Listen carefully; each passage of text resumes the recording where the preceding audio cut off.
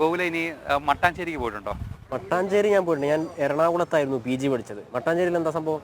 മട്ടാഞ്ചേരിയിൽ അവിടെ നമ്മൾ ജോലി സംബന്ധമായൊക്കെ പോകുമ്പോൾ പല സംസ്കാരങ്ങൾ ഉള്ള ഒരു നാടാണ്. അവിടെ രാജ്യത്തെ വിവിധ സംസ്ഥാനങ്ങളിൽ നിന്നുള്ള ആളുകൾ, ഒരുപാട് ആളുകൾ നമുക്ക് കാണാൻ വേണ്ടി പറ്റും. രാജ്യത്തിന്റെ ഒരു പരിച്ഛേദം എന്ന് നമുക്ക് പറയാൻ പറ്റും. അവിടെ പോയി കഴിഞ്ഞാൽ എന്താണ് രാജ്യത്തിന്റെ സംസ്കാരം എന്നും അല്ല, വിവിധ ഭാഷകൾ, വിവിധ വേഷങ്ങൾ, വളരെ ഒരു കൗതുകമാണ് അവരെ കാണാൻ. അവിടെ തെരഞ്ഞെടുപ്പും വിശേഷമാണ്. അതെ, ആ ഒരു തെരഞ്ഞെടുപ്പ് വിശേഷത്തിലേക്ക് നമുക്ക് പോവാം. രാജ്യം തെരഞ്ഞെടുപ്പ് ആവേശത്തിലാകുമ്പോൾ ഉത്തരേന്ത്യൻ സമൂഹം, കേരളത്തിലുള്ള ഉത്തരേന്ത്യൻ സമൂഹം എങ്ങനെ ചിന്തിക്കുന്നു എന്ന് നമുക്ക് അറിയേണ്ടതുണ്ട്. അവരുടെ ആ ഒരു തെരഞ്ഞെടുപ്പിന്റെ ആവേശത്തെക്കുറിച്ച് വ്യക്തമാകണം. ഇപ്പോൾ ഗുജറാത്തി സമൂഹത്തിന്റെ ഒപ്പമാണ് നമ്മളുള്ളത്, മട്ടാഞ്ചേരിയിലെ ഗുജറാത്തി സമൂഹത്തിനൊപ്പം.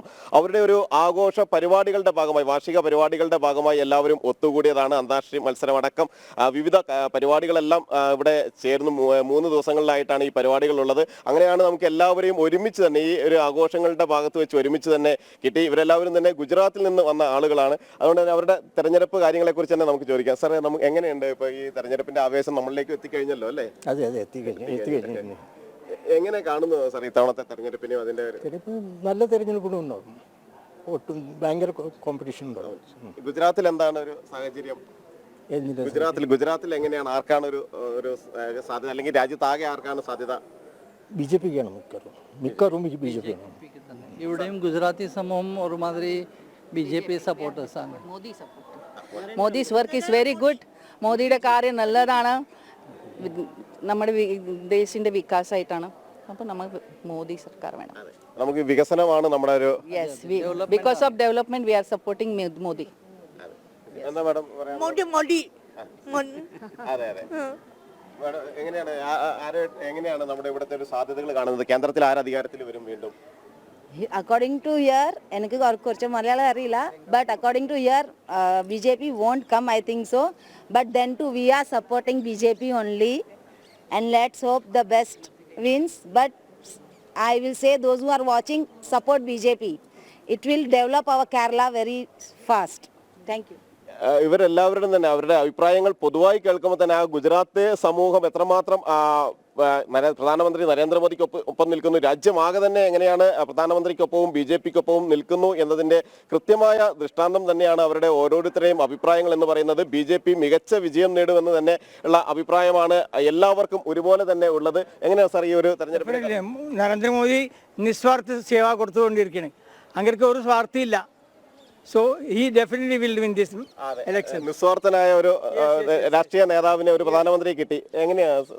അതെ സാറേ, we all wish that he should be again 03 should be Modi's government for the betterment of the youngsters, especially in Kerala. Also he has developed, there is no city in Kerala, kore education centerum ഒന്ന് റോഡും നന്നാക്കിയിട്ടുണ്ട്.